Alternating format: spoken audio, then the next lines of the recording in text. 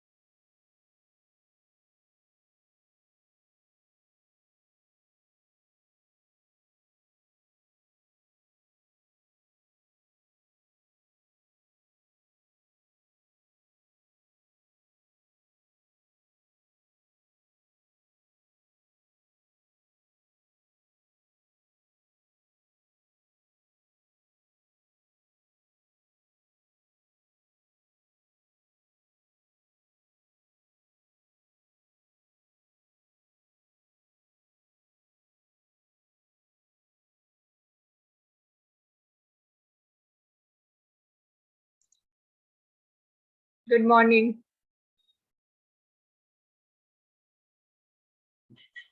Good morning ma'am. इतनी late क्यों join करते हो ये बताओ।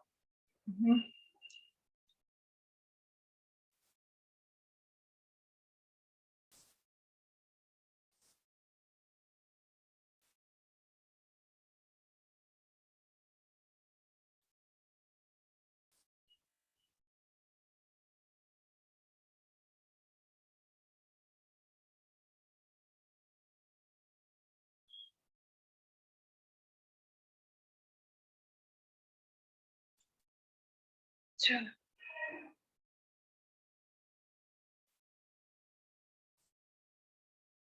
लास्ट क्लास में हम लोगों ने डिस्कस किया था कि फायर फायर सिस्टम के लिए कि जब भी कहीं फायर अकर करेगा या कैच होगा किसी भी रीजन से हो, ठीक है। हमने टाइप्स ऑफ फायर्स देखी थी उसमें। उसके बाद एक मैं ऊपर से ले रही हूँ, ठीक है, यहीं से स्टार्ट। ठीक है, हमने ये ट्रायंगल देखा था, फायर ट्रायंगल था, ठीक है। उसके बाद हमने डिस्कस किया था आपको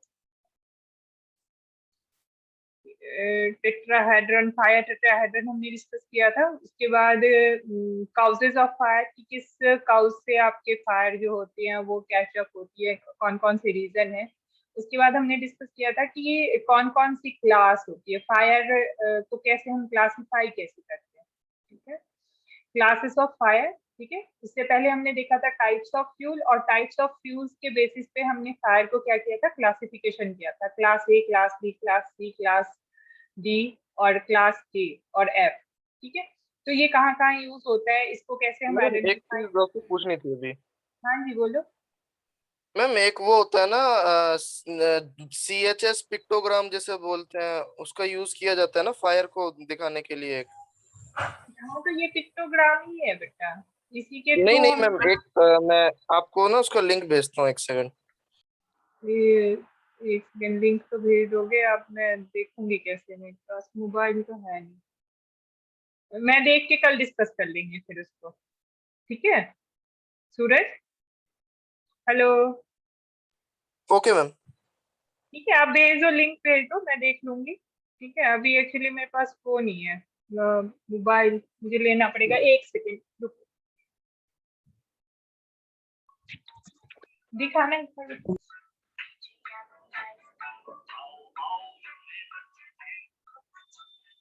ओहो, हाँ आपने भेजा है क्या सूरज? सूरज, हेलो। मैम मैं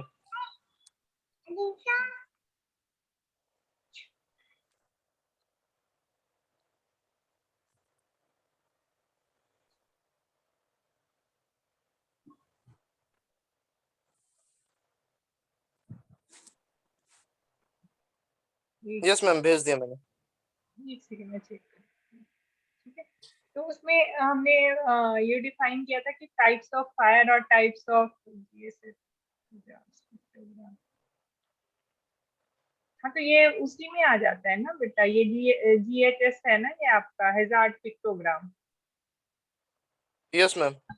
हाँ, तो कैसे मतलब पिक्टोग्राम फिक्स हो गई ना आपकी, जो हम साइन यूज करते हैं। ठीक यस है, मैम।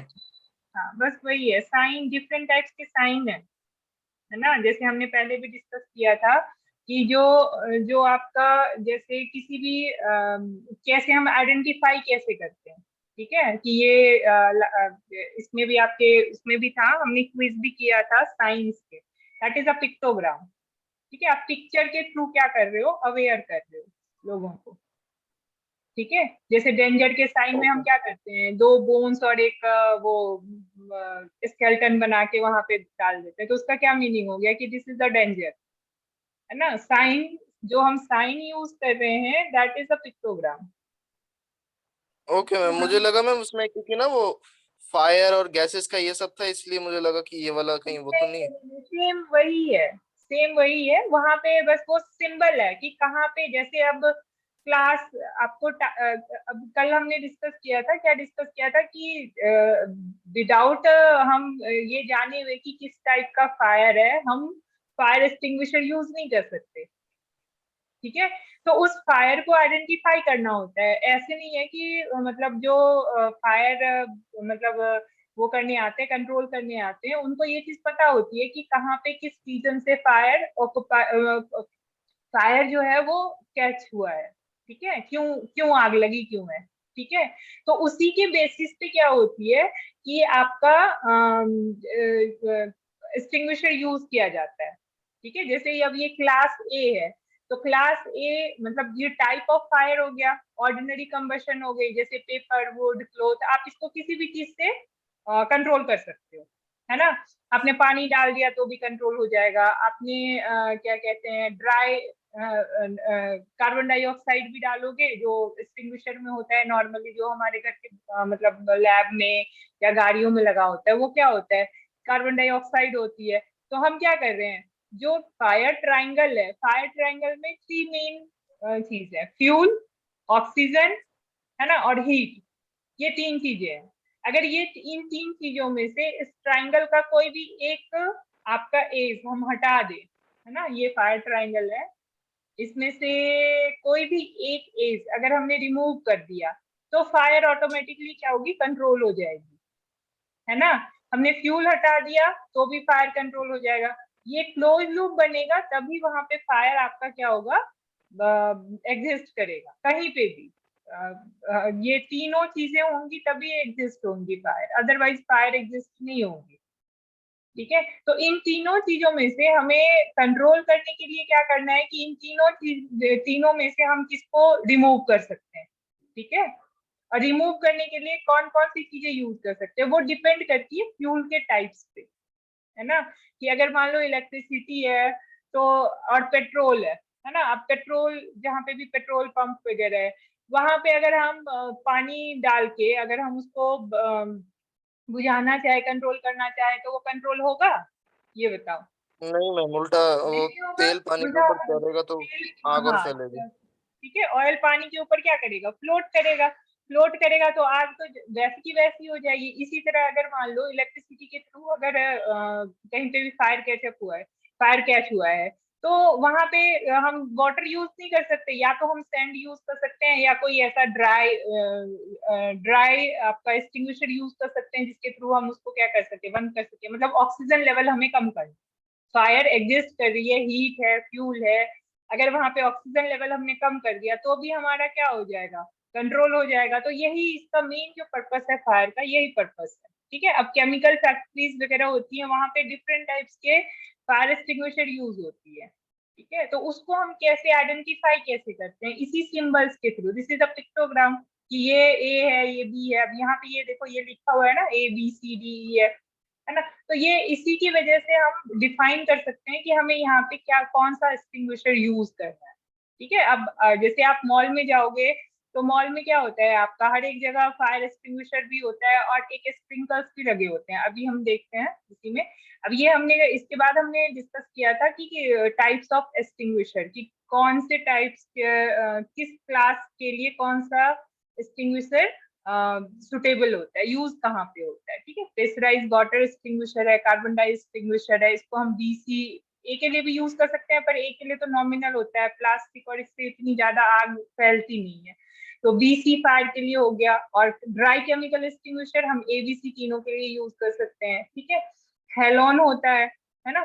तो क्लास B और क्लास C के लिए यूज होता है। वेट केमिकल क्लास K के लिए यूज होता है ना। अब क्लास K क्या है ये आपको पता होगा, तभी आप उसको ऑपरेट कर सकते हो, अदरवाइज आप उसको ऑपरेट नहीं कर सकते। क्लास एक जो वेट केमिकल है, हम इसको कहीं और यूज नहीं कर सकते, है ना।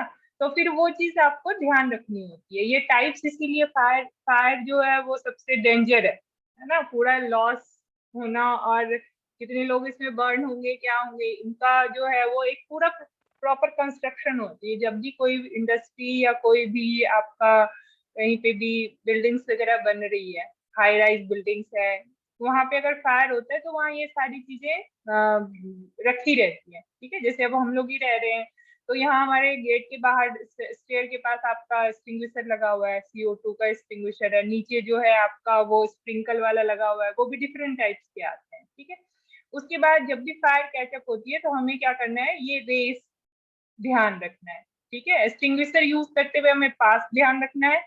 और फायर जब जब फायर हो, जहाँ पे मान लो हम हैं और वहां पे फायर हो रही है, लग गई है, तो हमें रेस को ध्यान रखना है कि remove the person, alert other emergency service, और contain fire and smoke, close the door. जहाँ पे अगर मान लो घर के अंदर लगी है तो हम डोर को क्लोज कर दें तो वो बाहर की तरफ फैलेगा नहीं। ठीक है, और इवेक्युएटेड और एक्सटिंग्विश। ठीक है, कि हम उस प्लेस को क्या करें, खाली कर दें। ठीक है, अब फायर एक्सटिंग्विशर जो बेसिकली हम रूटीन चेकअप होती है, तो इसमें 3 आती है। एक मंथली चेकअप आती है, एक 6 मंथ की आती है, और एक ईयरली आती है। ईयरली में हम क्या करते हैं, पूरा ही नॉर्मली वैसे ईयरली ही चेकअप होती है, जिसमें कि मेंटेनेंस आ जाती है। 6 मंथ की चेकिंग में क्या होता है कि हम उसमें गैस और ये सारी चीजें देखते हैं कि वो चीज है, फिलअप है कि नहीं है उसमें, एक्सटिंग्विशर में प्रॉपरली वो वर्क कर रहा है कि नहीं कर रहा है। और 1 मंथ के लिए क्या होता है कि आप सिंपल उसको चेक करते हो कि प्रॉपरली वो वर्क कर रहा है कि नहीं कर रहा है। ठीक है, प्रिकॉशंस क्या क्या लेनी है, ये उसी से हमें डिफाइन हो जाता है, रेस से। ठीक है, कि हमें क्या करना है प्रिकॉशन में, कि जब भी फायर फायर कहीं पे भी हो रहा है, लगा हुआ है, तो ये हमें देखना है कि किस टाइप का फायर है। इंडस्ट्री में ही अगर है तो किस टाइप का है, केमिकल की वजह से लगा है, इलेक्ट्रिसिटी की वजह से लगा है, या गैसोलीन की वजह से लगा है, किस टाइप से फायर एग्जिस्ट हुआ है, किस रीजन से। है ना। तो वो रीजन अगर हमको पता होगा तभी हम उस टाइप्स के फायर एक्सटिंग्विशर को क्या कर सकते हैं, यूज कर सकते हैं। ठीक है, तो ये आपका क्या आ जाता है कि हमें क्या क्या चीजें ध्यान रखनी है कि कैसे हम उस चीज को डिफाइन कर सकते हैं, हटा सकते हैं, कम से कम लॉसेस हो। ठीक है, फायर प्रिवेंशन में वही सारी चीजें आ जाती है, टेक केयर करना है, फायर सेफ्टी को ध्यान रखना है, smoking policy, no smoking policy हमें क्या करना है, यूज करना है। ठीक है, और कुकिंग वगैरह करते हुए हमें भी ध्यान रखना है, कोई भी चीज अगर हम फायर, जहाँ पे फायर हमें पता है कि एग्जिस्ट हो सकती है, तो उसको यूज करते हुए हमें सेफ्टी प्रिकॉशंस को ध्यान में रखना।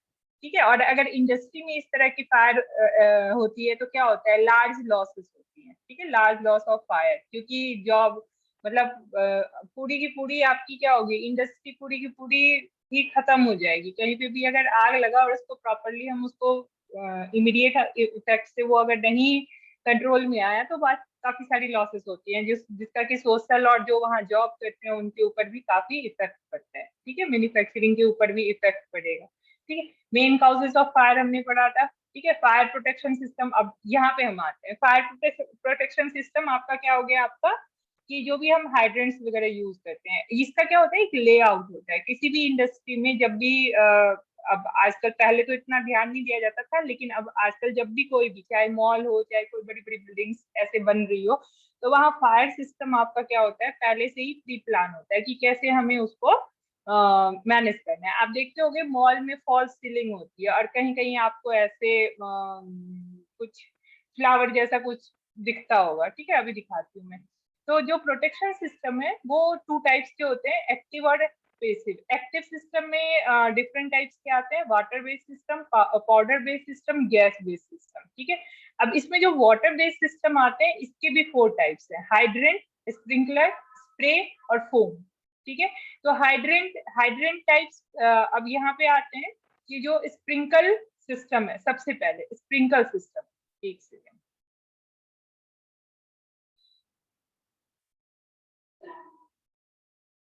एक मिनट।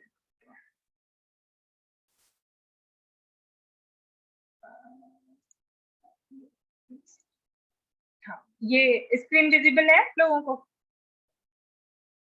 Yes ma'am. हाँ, ये जो टाइप है, this is the sprinkle type. ठीक है, आप इस तरह का देखते होगे। एक और भी है, मैं दिखाती हूँ, जो आप नॉर्मली मॉल्स वगैरह में देखते होगे, वॉल्व टाइप का लगा होता है। इसमें और भी टाइप्स हैं, जैसे ये वाला भी एक है, देखो इस तरह का कुछ आप देखते होगे कि कहीं कहीं फॉल्स सीलिंग के साथ इस तरह का लगा होता है। एक देखा है आपने कि एक फ्लावर जैसा लगा होता है कहीं कहीं। तो मैम ये जो ग्लास बल्ब है एक्चुअली ये क्या चीज है? अभी बताती हूँ, ग्लास बल्ब। ठीक है, देखा है ना, मॉल में इस तरह का लगा होता है, कभी कहीं आप इस तरह का देखते होगे। Yes ma'am. कहीं मतलब ये डिफरेंट टाइप्स के आते हैं, हर एक जगह आपका उसमें क्या होता मैम है, वो जैसे अपना इंफ्रारेड सेंसर लगा रहता है। हाँ, तो ये नॉर्मली जो आते हैं वो देखो, ये इस तरह के या इस तरह के, इस तरह के आते हैं, जो फॉल्स सीलिंग के साथ क्या होता है, अटैच्ड होता है। ये फॉल्स सीलिंग के साथ आपका क्या होता है, अटैच्ड होता है। ठीक है, तो ये क्या है, ये डिफ्लेक्टर है, जो जैसे कि जैसे ही वाटर इसके ऊपर जाएगा तो वो क्या करेगा, डिफ्लेक्ट करेगा चारों साइड, ऑल अराउंड डिफ्लेक्ट करेगा। ये आपका क्या है, टेम्परेचर सेंसिटिव ग्लास बल्ब। ठीक है, अब ये जो टेम्परेचर सेंसिटिव ग्लास बल्ब है, ये आपको क्या करता है, sense just like as a sensor हो गया आपका। इसकी क्या होती है, डिफरेंट ऑपरेटिंग टेम्परेचर होती है, कहाँ पे कौन सा हमें लगाना है वो इस बल्ब के थ्रू हम आइडेंटिफाई कर सकते हैं। कि ये जो आपका, अगर यहाँ पे जैसे ये रेड कलर का है, ये ग्लास में आपको ये रेड कलर की रेड कलर दिख रहा है। ठीक है, तो ये रेड कलर का मीनिंग है कि it is operated at a 68 degree. जैसे ही 68 डिग्री से ज्यादा टेम्परेचर होगा, ये क्या करेगा, रिलीज कर देगा वाटर। ठीक है, वाटर क्या होगी, रिलीज हो जाएगी। ये सिर्फ फायर स्प्रिंकल जैसे है, वो सारा ही आपका क्या होगा, वाटर रिलीज करेगा। और वो जैसे अलार्म सिस्टम का काम होता है, अभी दिखाती हूँ, लेआउट भी होगा, इसका लेआउट भी होता है। और जैसे अगर ये ऑरेंज कलर का होगा, ये जो आपका यहाँ पे बल्ब है, सेंसिटिव ग्लास बल्ब है, इसमें अगर ऑरेंज कलर का फ्लूइड टाइप का कुछ आपको नजर आता है, तो this is a 57 degree temperature. ये टेम्परेचर को बताता है कि कहाँ पे हमें किस तरह का, अब मान लो इंडस्ट्री में हम वर्क कर रहे हैं, ठीक है, ओवन के इसके साथ, फर्नेस के साथ वर्क कर रहे हैं, है ना। तो फर्नेस का टेम्परेचर क्या होता है, बहुत ही ज्यादा हाई होता है। है ना। अब वहां पे अगर मान लो हम ये रेड लगा देंगे तो वो क्या होगा, फर्नेस काम करेगा वहां पे, क्योंकि जैसे ही वो 50 60 70 डिग्री ऑन पे होगा वैसे ही वो वैसे ही एक्टिवेट वो हो क्या जाएगा फायर मोड। एक्टिवेट हो जाएगा, फायर जो स्प्रिंकल है वो एक्टिवेट हो जाएगा, फर्नेस के ऊपर पानी गिरेगा, बस खत्म। तो इसकी वजह से हम क्या करते हैं कि हर एक टेम्परेचर के अकॉर्डिंग हम उसको मैनेज करते हैं कि अगर टेम्परेचर लेवल, अब जैसे अगर आप मॉल में जाओगे तो वो क्या होता है, नॉर्मली फुल्ली एसी होता है आपका, आप जैसे ही एंटर करोगे तो आपको अच्छा लगता है कि जो पूरा एकदम नॉर्मल टेम्परेचर पे है, ठीक है। अब नॉर्मल टेम्परेचर पे है तो वहां पे आप 57 डिग्री भी लगा सकते हो, 68 डिग्री भी लगा सकते हो, कि अगर फायर इससे ज्यादा जा रहा है तो आपको क्या करना है, एक्टिवेट करना है, तो बस वो एक्टिवेट हो जाएगा, ठीक है।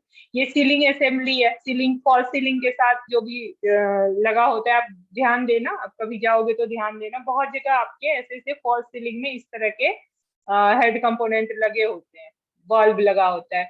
तो ये वॉल्व का काम ही है कि जैसे एक तो दो चीजें लगी होती है, एक तो आपका स्मोक डिटेक्टर लगा होता है, ठीक है, दूसरा आपका क्या लगा होता है, ये फायर स्प्रिंकल्स, ठीक है, कि अगर कहीं पे भी आग आती है तो फिर उसको उस तरीके से हमें क्या करना है, हैंडल करना है कि जिससे कि हम लॉसेस मिनिमाइज कर सके, ठीक है। अब इसमें बहुत सारे टाइप्स आते हैं आपके फायर स्प्रिंकल्स के, ये देखो ये डिफरेंट डिफरेंट टाइप्स है, ये कन्वेंशनल हो गया, ठीक है, ये अपराइट हो गया, ये पेंडेंट टाइप का है, ठीक है, ये हॉरिजेंटल साइड वॉल हो गया, ये वर्टिकल साइड वॉल हो गया, कि मतलब कि कहाँ पे आपके जो प्लानिंग है, आपकी जो फ्लोर प्लानिंग है, बिल्डिंग की जो प्लानिंग है उसके हिसाब से अकॉर्डिंग कहाँ पे आपको लगाना है, उसके अकॉर्डिंग आपकी क्या है, हर एक फायर स्प्रिंकल्स के टाइप्स है, ठीक है। तो ये सारे ही टाइप्स हैं, आप बहुत जगह देखोगे इस तरह के लगे होते हैं। तो जहाँ पे हमें लगता है कि हम वाटर के थ्रू इसको हम क्या कर सकते हैं, कंट्रोल कर सकते हैं, तो वहां पे इस तरह के अलार्म्स आपके क्या होते हैं, स्प्रिंकलर्स क्या होते हैं, लगे होते हैं। ये सारे वही हैं आपके, जो भी हम इसको देखते हैं यहाँ से, ठीक है।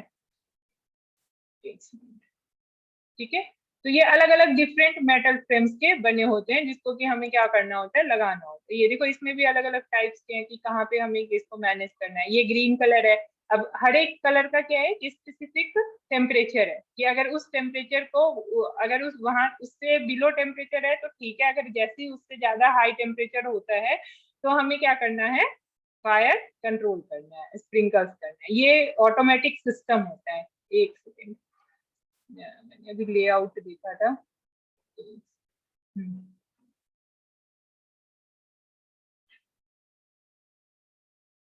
ठीक है। अब ये वाला सिस्टम देखो, ये आप कहाँ पे देखते होगे, जहाँ पे आपकी बिल्डिंग्स होती है, ठीक है। एक सेकेंड, ये देखो इंडस्ट्री में, टेक्सटाइल इंडस्ट्री में जो सिक्योरिटी बेस, कहाँ चला गया भाई,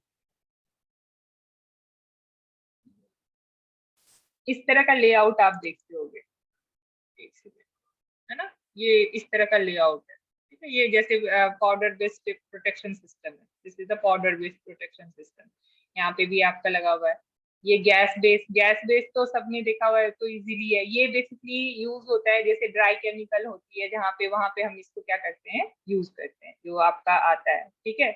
ये सॉरी, ये है आपका पाउडर बेस्ड, ठीक है, यहाँ जो है ये पाउडर बेस्ड सिस्टम है, और ये आपका वाटर बेस्ड है। अब जैसे बिल्डिंग्स में, हाई राइज बिल्डिंग्स में देखते होगे तो इस तरह के वॉल्स आपको नॉर्मली दिख जाते होंगे। इसके साथ क्या होता है कि एक वो भी होता है आपका, बड़ी सी पाइप लगी होती है इसके साथ ना, बड़ी सी, और उसका हॉर्स होता है आगे मुंह में, फिर जैसे ही फायर हुआ, अलार्म आया, तो आप इसको क्या कर सकते हो, कनेक्ट करके आप फायर वो कर सकते हो, ठीक है।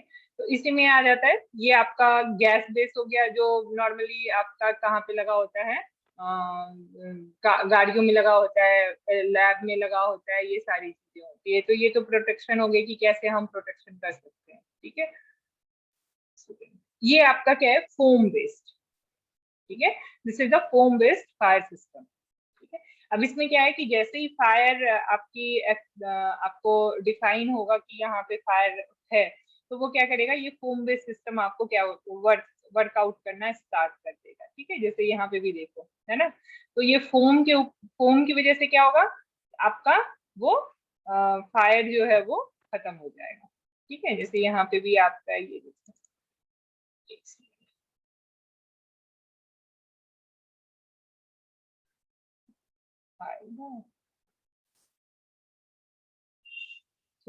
ठीक है, तो ये फोम बेस्ड सिस्टम हो गया आपका। तो ये आता है डिफरेंट, इसमें भी डिफरेंट डिफरेंट टाइप्स आते हैं, और ये बेसिकली कहाँ पे यूज होगा, जैसे बड़ी बड़ी इंडस्ट्रीज में होती है, इसमें भी अलग अलग वो होता है, टाइप्स होता है। ठीक है, तो और इसका क्या होता है, एक प्रॉपर लेआउट होता है। जब भी हम इसको यूज करते हैं तो प्रॉपरली हमें क्या करना पड़ता है, एक लेआउट हमें बनाना होता है। विदाउट लेआउट हम इसको क्या कर सकते हैं, यूज नहीं कर सकते, है ना। लेआउट हमें बनाना ही पड़ेगा। ठीक है, जैसे अब यहाँ पे सिंपल देखो, एक हाइड्रेंट का लेआउट है।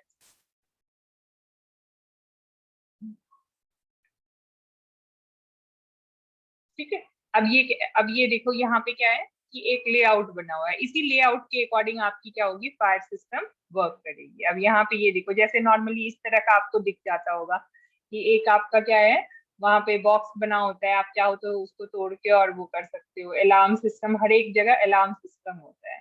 ठीक है, तो ये आपकी क्या है, डिफरेंट डिफरेंट आपका क्या हो गया, हाइड्रेंट्स के टाइप्स हो गए। ठीक है, जो यहाँ पे आपको है, हाइड्रेंट हो गया, स्प्रिंकल हो गया, स्प्रे। स्प्रे सिंपल जैसे हम स्प्रे करते हैं उस तरह का एक सिस्टम डेवलप करते हैं, फोम वाला सिस्टम हो गया आपका। ठीक है, तो these are the types of sprinkle system. अब इस स्प्रिंकल सिस्टम को टू टाइप्स में नॉर्मली हम डिवाइड करते हैं। वो तो डिफरेंट टाइप्स हो गए आपके, कि कैसे हम उसको उसके उसको कैसे हम कंस्ट्रक्ट, हमारे कंस्ट्रक्शन कैसे किस किस टाइप की हो सकती है। ठीक है, अब एक आता है आपका हाई वेलोसिटी और दूसरा आता है लो वेलोसिटी। ये भी डिपेंड करता है कि टेम्परेचर आपका कितना है। हाई वेलोसिटी और मीडियम वेलोसिटी स्प्रे सिस्टम की टेम्परेचर के अकॉर्डिंग आपका प्रेशर जनरलाइज होता है, और उसके अकॉर्डिंग हम क्या करते हैं, उसको कैचअप करते हैं। ठीक है, अब ये आपका यहाँ जो लेआउट गिवन है, ये ट्रांसफार्मर है। ठीक है, अब ये ट्रांसफार्मर है। तो जो medium velocity water spray system has been developed and installed for the following application. किसके लिए होती है, for the protection of vessels, plant, structure expose to heat from adjacent and surrounding fire. ठीक है, तो ये वहां के लिए हम क्या करते हैं, यूज करते हैं। इसी तरह आपका ये फोम बेस्ड सिस्टम हो गया जो हमने दिखाया। अब यहाँ पे फायर केचप है, यहाँ पे क्या हो रही है, ये फोम ब्लैंकेट डेवलप हो रही है, और फिर ये यहाँ पे क्या आएगा, इसको आके यहाँ पे खत्म कर देगा। ये बेसिकली इंडस्ट्री में हम क्या करते हैं, यूज करते हैं। वही आपका हो गया पाउडर बेस्ड सिस्टम, जो अभी हमने दिखाया था वो, जिसमें कि पाउडर बेस्ड सिस्टम बेसिकली कहाँ पे यूज होगा, उसको हम जो हम यूज करते हैं बेसिकली पाउडर बेस्ड सिस्टम, जहाँ पे आपका क्लास सी फायर होगा, है ना, जो जैसे या फिर जहाँ पे आपका मेटेलिक मेटल की वजह से फायर एग्जिस्ट होता है। ठीक है, class D, class C, class D के लिए। ठीक है, इलेक्ट्रिकल इक्विपमेंट की वजह से, या फिर कोई आपका इसके मेटल मेटल की वजह से, जैसे एसिड, वो sorry acid, sodium, potassium, lithium, ये सब इनकी वजह से जो भी फायर कैचअप होगी, वहां पे हम इसको क्या करते हैं, ड्राई पाउडर बेस्ड सिस्टम को यूज करते हैं। गैस बेस्ड सिस्टम में भी आपका क्या आता है, डिफरेंट टाइप्स आता है। FM200 गैस, अलग अलग नाम है इसके। ठीक है, बस वो डिफाइन करता है कि किसको कहाँ के लिए यूज करना है। जो क्लास FM200 है, वो बेसिकली क्या होती है, हेलोन 1301, उसमें क्या होता है, गैस फिल्डेड होता है। ठीक है, और कार्बन डाइऑक्साइड, ये तो सबने देखा हुआ ही है। ठीक है, उसके बाद आता है आपका पेसिव सिस्टम। ठीक है, डिटेक्शन अलार्म। ठीक है, अलार्म डिटेक्शन, फायर अलार्म है, फायर डिटेक्टर है, जिसको कि हम क्या करते हैं, यूज करते हैं। These are the passive system, जो नॉर्मली आपको ये बताएगा कि फायर जो है वो डिटेक्ट हो रहा है आपका। ठीक है, तो ये बेसिकली कहाँ होता है, कंट्रोल पैनल के साथ लगा होता है। ठीक है, अब इसमें कंट्रीब्यूटिंग फैक्टर्स ऑफ फायर इसमें क्या होंगी, मटेरियल्स, इक्विपमेंट, कि किस तरह का है, प्रोसेस, एरिया, इग्निशन सोर्स क्या है, डिस्पर्सन क्या है। तो ये अलार्म सिस्टम वो आपको डिफाइन करेगा। ये सिंपल, ये आपका क्या होता है, बेसिकली ऑटोमेटेड होता है ये पूरा ही प्रोसेस।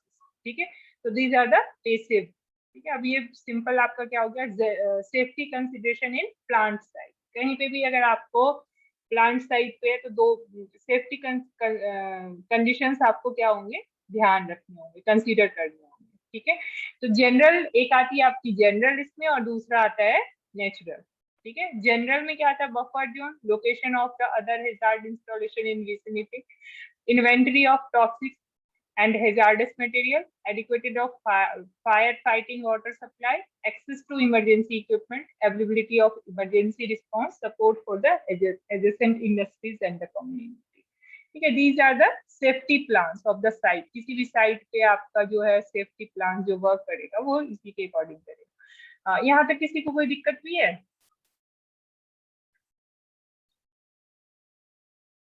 No ma'am. ठीक है, तो इसको आपको थोड़ा सा इसको पढ़ना पड़ेगा बीच में। मैंने तो बहुत सारी चीजें इसमें लिखी हुई है, वो आपको पढ़ना पड़ेगा कि क्या क्या और टाइप्स हैं, कौन कौन से कोड है, कोड वैसे वैसे नॉर्मली जो इसके क्वेश्चंस आएंगे वो क्वेश्चन अगर एमसीक्यू टाइप्स के हुए तो जैसे class A fire, class B fire क्या है, कौन क्या हम यूज करते हैं, यही सब क्वेश्चंस आएंगे आपके। ठीक है, अगर अगर पेपर हुए है ना तो फिर तो पूरा ही आएगा आपका। ठीक है, इसके बाद नेचुरल में क्या हो गया कि weather extreme and privilege winds, location of highway, waterways, rail road and airplane corridors.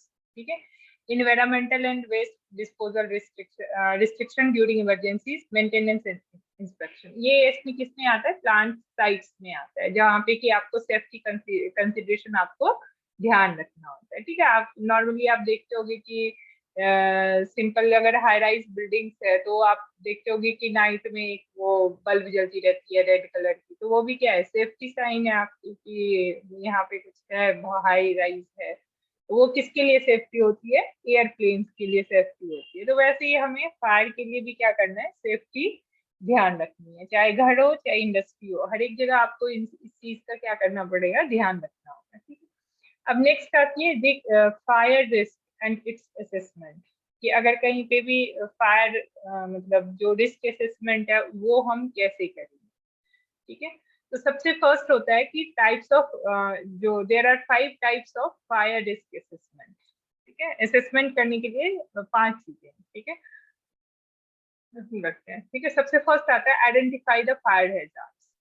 ठीक है, कि source of ignition such as next flame, and source of fuel such as flammable liquid, source of oxygen, and these elements can form the fire triangle which can be result in the uncontrollable fire। कि सबसे पहले आपको क्या करना है? Identify करना है। जो रिस्क असेसमेंट जब हम करते हैं तो क्या क्या ध्यान में रखते हैं कि क्या क्या रिस्क हो सकती है कहीं पे भी। तो सबसे फर्स्ट आपका क्या आता है कि identify the fire hazards risk assessment में, कि हमें फायर हैजार्ड्स को क्या करना है? आइडेंटिफाई करना कि सोर्स ऑफ इग्निशन क्या है, फ्यूल किस टाइप का है ना, फ्यूल टाइप्स ऑफ फ्यूल बताए थे आपको हमने, ऑर्डिनरी और गैसोलीन की वजह से या फिर पेट्रोलियम की वजह से या फिर इलेक्ट्रिसिटी की वजह से, किसकी वजह से फायर एग्जिस्ट हो रहा है, फ्यूल क्या यूज हो रहा है वहां पे। ठीक है, ऑक्सीजन, उसके अराउंड हम देखेंगे कि ऑक्सीजन जो है सोर्स ऑफ ऑक्सीजन क्या है। ठीक है, और ये तीनों मिलके क्या बनाएंगे? आपका फायर ट्रायंगल बनाएंगे। तो आपको कंट्रोल करने के लिए फायर ट्रायंगल का एक एज आपको हटाना है। अब आप उसको कैसे करते हो ये आपके उसके ऊपर डिपेंड करता है कि किस प्रोसेस से आप उस एक एलिमेंट को उस ट्रायंगल से रिमूव करते हो। ठीक है, identify the people at risk. ठीक है, अब कहीं पे भी अगर फायर डिटेक्ट हुआ तो जो वहां पे पीपल है, क्योंकि काम तो इंडस्ट्री है, हर जगह वर्क प्लेस है, तो एम्प्लॉय तो हर जगह होंगे। ठीक है, तो आपको सबसे पहले चेक करना है कि जो प्रेमिसेस जहाँ पे भी फायर डिटेक्ट हुआ उस प्रेमिसेस में पीपल्स कितने पीपल्स हैं। ठीक है, और वो एक्सीडेंट प्रोन एरिया के पास तो नहीं है जहाँ पे बहुत ज्यादा हाई चांसेस है। तो हमें पीपल को क्या करना है? आइडेंटिफाई करना है कि जो रिस्क लेवल पे है। ठीक है, जहाँ जो सबसे ज्यादा नजदीक है। ठीक है, नेक्स्ट वन आती है इवेलुएट, रिमूव और reduce and protect from risk. ठीक है, हमें रिस्क को क्या करना है? इवेलुएट करना है कि फायर कहाँ से स्टार्ट हो सकता है। ठीक है, सेकेंड वन, पीपल जो उस फॉर्म में काम कर रहे हैं, उस फॉर्म में जो भी पीपल काम कर रहे हैं उसके ऊपर क्या रिस्क हो सकता है, उसको भी इवेलुएट करना है। नेक्स्ट वन, हम उसका क्या करेंगे? रिमूव करेंगे कि जो भी फायर हैजार्ड्स है उसको सेफ्टी पर्पज से ध्यान में रखते हुए हम जितना भी उसको मिनिमाइज कर सके हमें वो करें। ठीक है, नेक्स्ट वन आता है रिमूव द रिस्क। रिस्क को भी क्या करना है? रिड्यूस करना है और रिमूव तो हो नहीं सकता, हम उसको क्या कर सकते हैं, रिड्यूस कर सकते हैं। अगर रिमूव ऐसे चांसेस हैं कि हम उस चीज को रिमूव कर सके, तो हम उसको वहां से क्या कर सकते हैं, रिमूव भी कर सकते हैं। ठीक है। और जो पीपल है उनको हमें क्या करना है, प्रोटेक्ट। ठीक है। उसके बाद नेक्स्ट वन आपका जो स्टेप आता है रिस्क मैनेजमेंट में, वो आता है record, plan, inform, instruct and train. ठीक है। कि जो भी आपकी मेजर फाइंडिंग एंड एक्शन जो भी आपने टेकन लेना है कहीं पे भी, तो उसका क्या होना चाहिए, एक रिकॉर्ड होना चाहिए और वो प्लान्ड होना चाहिए।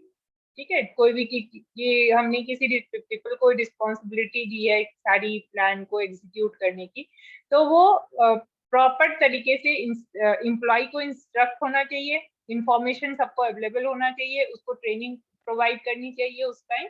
ठीक है। मतलब पहले ही, उस टाइम तो नहीं, पहले ही ट्रेनिंग प्रोवाइड करनी चाहिए कि अगर कहीं पे भी फायर आपको डिटेक्ट हो रहा है तो हम कैसे वहां से खुद को सेव करके वहां से हम हट जाए, उस प्लेस को हम इवेक्युएट करते हैं। ठीक है। उसके बाद रिव्यू। ठीक है। Review your fire risk assessment regularly. तो जो भी फायर असेसमेंट रिस्क असेसमेंट है उसको, जैसे मैंने अभी कहा कि जो एक्सटिंग्विशर है, नॉर्मली अगर वाटर है तो उसको भी हमें चेक करना होता है कि वहां पे वाटर आ रहा है कि नहीं आ रहा है, कहीं पे कहीं ब्लॉकेज तो नहीं हो गई। अगर मान लो कहीं पे ब्लॉकेज हो गया तो अगर कहीं ऐसी सिचुएशन आ गई तो वो पानी तो आगे आएगा ही नहीं। तो फिर उस चीज को भी हमें क्या करना होता है, रेगुलरली चेकअप करना, मतलब मेंटेन करना होता है। ठीक है। और अगर कोई नेसेसरी चेंजेस है तो उसे भी हमें वहां पे चेंज करना है। ठीक है। This is the fire hazard chart. ठीक है। अब फायर हैजार्ड चार्ट में जो आती है इग्निशन, डिटेक्शन, डेंजर, कितना डेंजर है वो, ठीक है ना, danger for health and danger for life, और डेथ, डेथ क्या है। ठीक है।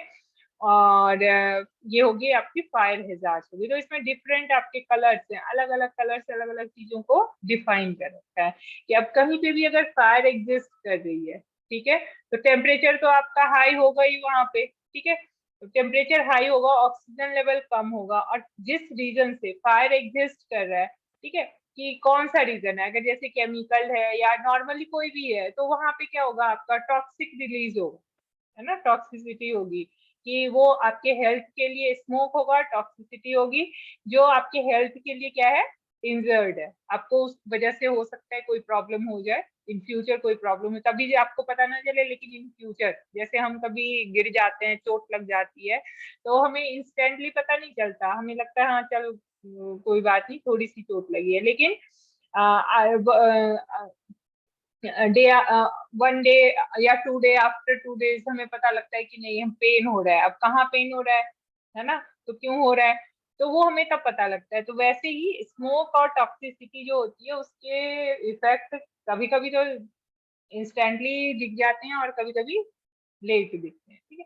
तो ये आपका क्या है, this is the fire hazard chart, कि कैसे फायर को हम कहाँ पे कंट्रोल करें, इग्निशन को डिटेक्ट करें कि जिससे आगे हमें डेथ तक हम ना पहुंच पाए।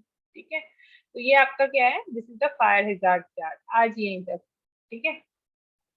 यहाँ तक किसी को कोई दिक्कत है, ये बताओ।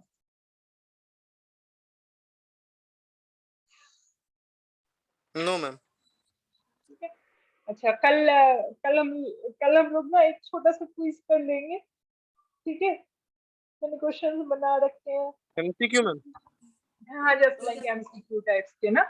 ठीक है। क्विजेस जैसे किसके होंगे, यूनिट थर्ड के, ठीक है, एक्सीडेंट्स के, हैजार्ड्स वगैरह के। ठीक है। अब ये टॉपिक खत्म हो जाएगा तो ऑलमोस्ट बस एक टॉपिक रह जाएगा आपका, वो भी खत्म हो जाएगा जल्दी। ठीक है। यूनिट फोर्थ रह रहा है, मैकेनिकल गार्डिंग, उसमें भी कुछ टॉपिक्स हमने कवर कर लिए हैं, थोड़ा बहुत रह जाएगा आपका। ठीक है। तो और नेक्स्ट वीक एक टेस्ट ले लेती हूँ थर्ड यूनिट का। ठीक है। थर्ड यूनिट तो कंप्लीट हो गया है, थर्ड यूनिट का टेस्ट ले लेती हूँ।